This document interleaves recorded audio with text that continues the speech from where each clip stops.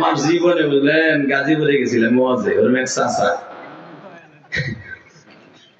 না কইলে তো বুঝবেন না, 2013 সালে বুঝলেন ভাই, ওয়াজ করতেছি ইন্ডিভিজুয়াল আমি কিছু কয়টা বন্ধ চলবো, হেজন কয় সারা চলবো, প্রতিদিনই কয় সারা চলবো।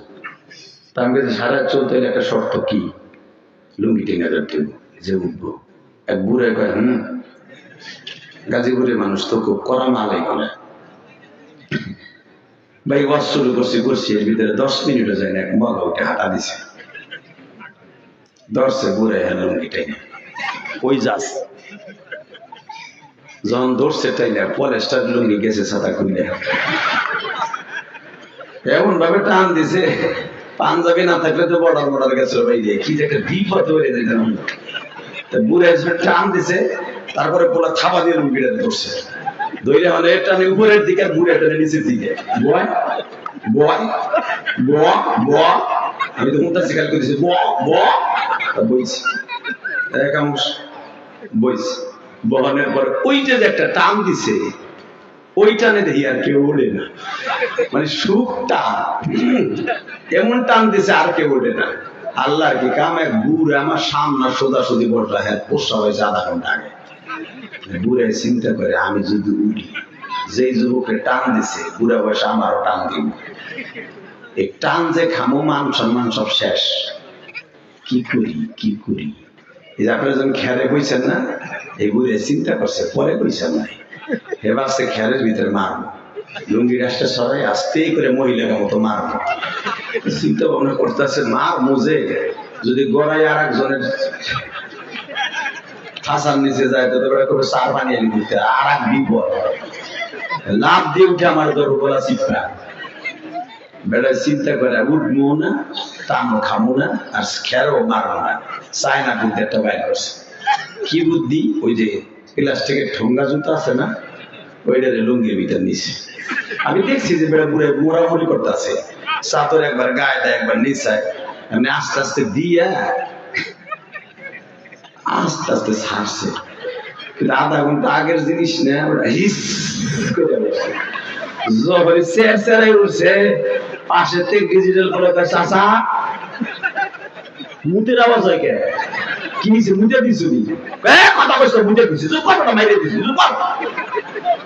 ও কি আর সুথায় ডিজিটাল পোলা, ও লাভ দিয়ে করা গেছে, চাচা মুতে দিছে, চাচা মাইরে দিছে রে, মাইরে দিছে।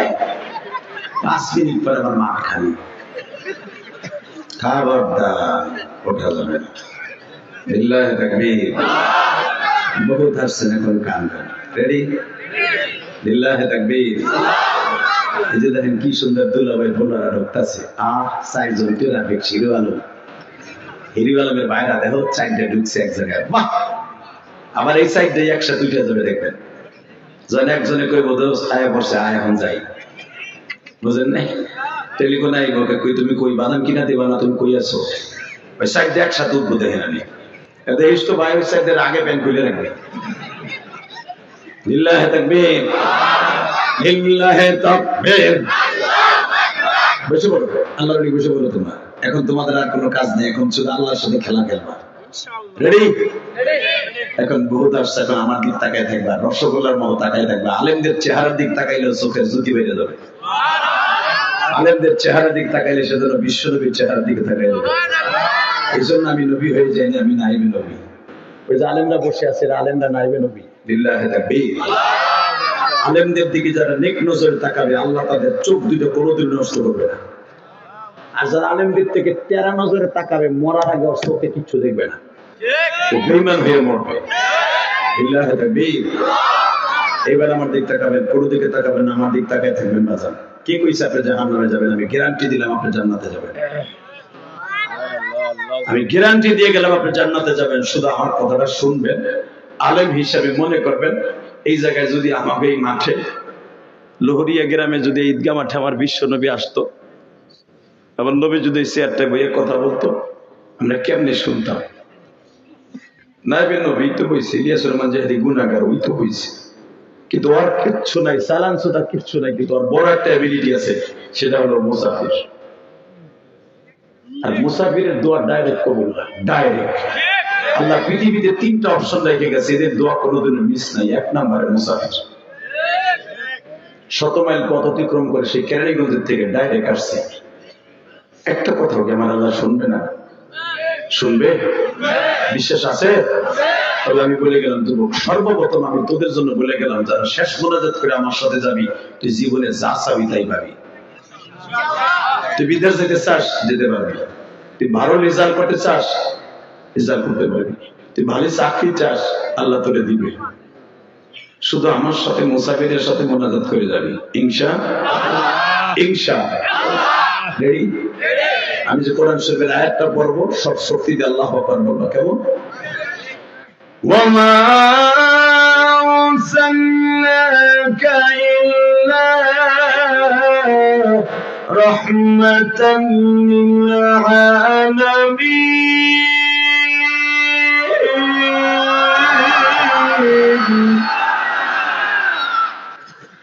ولا تهنوا ولا تحزنوا وأنتم الأعلون إن كنتم مؤمنين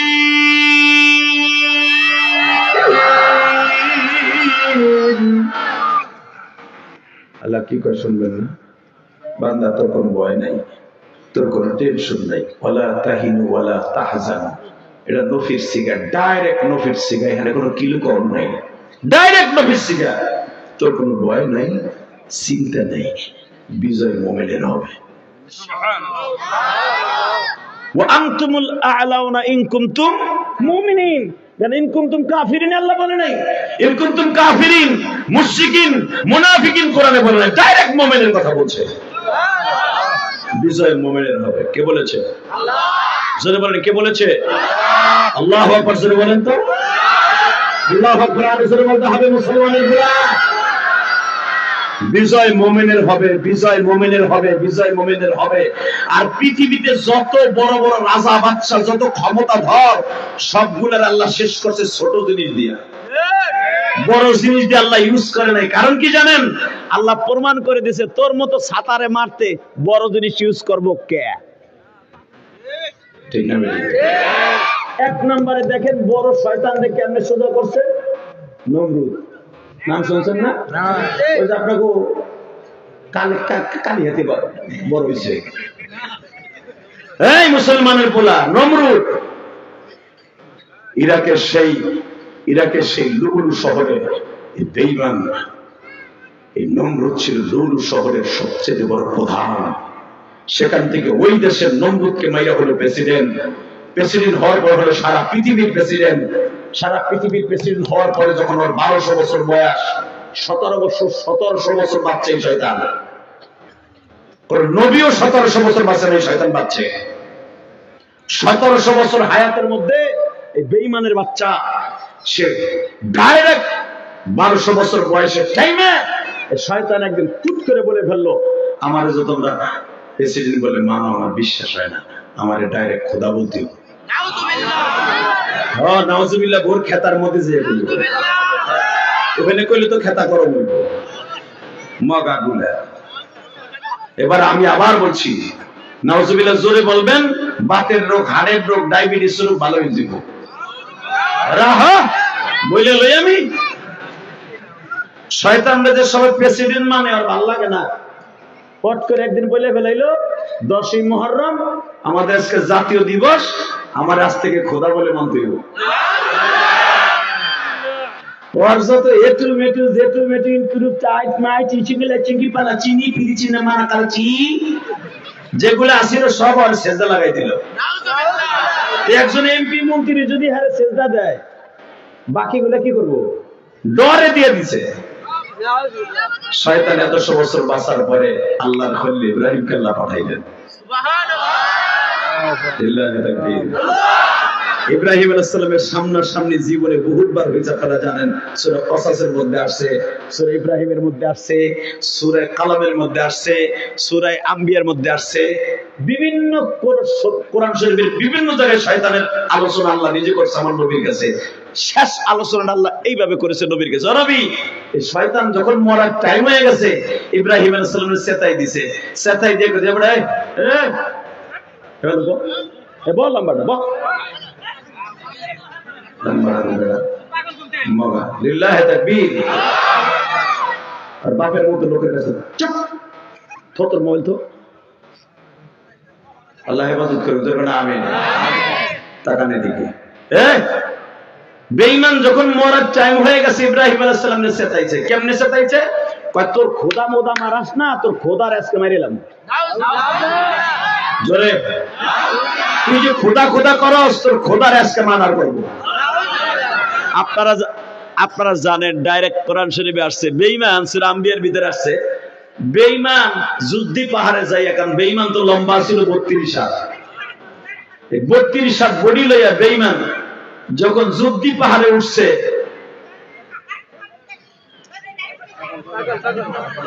ঠিক আছে ভাই আল্লাহ সুস্থ আমার দিক থাকা লিল্লাহি তাকবীর। ও যদি আমার মতো হতো তাহলে কেউ কইতো ওদিক থেকে না আমার দিক থেকে।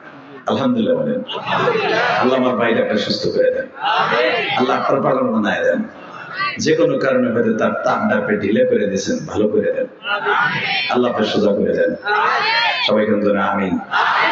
আল্লাহ তার সুস্থ বানায় দেন, আল্লাহ ওই লোকটার মতো যদি আমারও পাগল বানায় দেন, আল্লাহ কিচ্ছু করার নেই, তাই না? এই লোকটা তো এরকম ছিল না, হয়তো হঠাৎ করে হয়েছে। যাই হোক আল্লাহ আমার ভাইজান আল্লাহ তুমি ওলি বানায় দাও, তোমার কোরআনে পাগল বানায় দাও, আল্লাহ আমি দোয়া করে দিই এই লোকটা তুমি ওলি বানিয়ে দাও বাবা। এই পাগল ডাইরেক্ট জান্নাতে যাবে, আমি গিয়ে সামনে যাই হিসাব ছাড়া যেতে পারবো।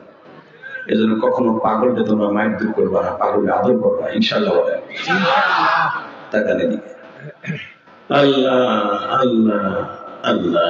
ইব্রাহিম আলাইহিস সালামের সকালবেলা বলে গেছে তোর খোদার আজকে মারা করব। ইব্রাহিম আলাইহিস সালাম 19 হাত লম্বা ছিল, আপনারা জানেন। ইব্রাহিম আমার বাবা, আপনার বাবা 19 হাত লম্বা মানুষটা 32 হাত লম্বা করে ডাবল না, ডাবল। এই লোকটার সামনে দাঁড়ায় বলে আল্লাহ ও তো আমার 100 বছর আগে জন্ম নিছে, ওর সাইজের ওই সময় মানুষ লম্বা লম্বা হইতো, যত বয়স হইতেছে মানুষের সাইজ কমতেছে, ঠিক না বেঠিক? সবচেয়ে ছোট সাইজের মানুষ হলো আমার নবীর, আর আগের নবীগুলো সব তারা ছিল লম্বা লম্বা মানুষ। তো বলতেছে আল্লাহ আল্লাহ ও মালিক মালিক তোমার বলে মার্ডার করতে যাইতেছে, আর একটু দেখাই দিও। এবার আওয়াজ দিবেন, জীবনে আপনার জীবনে এত যে আওয়াজ দেন নাই, আপনি ওই পাগল লোকটাকে আস্তে আস্তে করে বুঝে শুনে ওই মেইন রোডে নিয়ে যান ভলান্টিয়ার ভাইরা। তো আমি বলতেছিলাম ইব্রাহিম আলাইহিস সালাম বলতেছেন আল্লাহ এই লোকটার যদি তুমি ডাইরেক্ট আমার হিট করতে বলো আমি হিট করতে পারবো, আমি ইব্রাহিম যদি ওরে ধরি ওরে খাড়ার উপরে বাইরে ফেলতে পারি। লিল্লাহি তাকবীর। একজন নবীর গায়ে 1000 মানুষের শক্তি, আর আমার বাবা ইব্রাহিমের গায়ে 5000 মানুষের শক্তি ছিল। একটা তরবারি ইব্রাহিম আলাইহিস সালামের হাতে থাকলে 5000 মানুষ তার কাছে একটা শুকনো পাতা, এত শক্তি দিয়েছেন আমার বাবাকে। লিল্লাহি তাকবীর। আমার নবীর গায়ে, বুখারীতে আসছে আমার নবীর গায়ে 1000 যুবকের শক্তি ছিলেন। আবু জেহেল যখন নবীরে থাপ্পড় মারে, যখন আমার নবীরে থাপ্পড় মারে, তখন জিবরাইল আলাইহিস সালাম বলছিল আপনি মারতে পারলেন না? আমার নবী বলে আমি যদি মারতাম, আমি যদি আবু জেহেল একটা সিঙ্গেল থাপ্পড়ও মারতাম 14 হাত মাটির নিচে চলে যেত। কিন্তু আমি যে মারি নাই, আমার মালিক আমার না করছে, সে যে আমার চাচা। এই চাচা আমার জন্মের কথা শুনে সে 10টা উট কোরবানি দিয়ে মানুষের খাওয়াইছে। আমার চাচা আবুল আহাব 50টা উট জবাই দিয়ে মানুষের খাওয়াইছে, কারণ আমার আব্বা নাই, আমার আব্বার দায়িত্ব তারা পালন করছে। তবে এই চাচারে কেমন একটা থাবড় দিয়ে আমি পারি নাই। জিব্রাইল তোমার তো চাচা নাই, তুমি বুঝবে না চাচা কি ধরো। এই জন্যই তো বলা হয়েছে ওমা আরসালনাকা ইল্লা রাহমাতাল লিল আলামিন।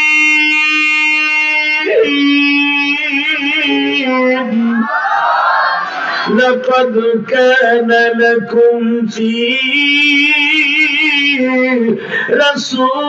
রাসূলিল্লাহি উসওয়াতুন হাসানাতুন লিমান কানা ইয়ারজুল্লাহ ওয়াল ইয়াউমাল আখির। সুবহান আল্লাহ কি করে। এই জন্য তো পৃথিবীর শ্রেষ্ঠ মহামানব তোদের নবী। তোরা যদিও সাইজে খাটো, তোরা যদিও 3.5 হাত লম্বা, তোদের মতো খাটো কোন নবীর উম্মত ছিল না। কিন্তু তুই যাইটা না, এই 3.5 হাত বডি হলো ওই 350 হাত মানুষের চাইতেও দামি।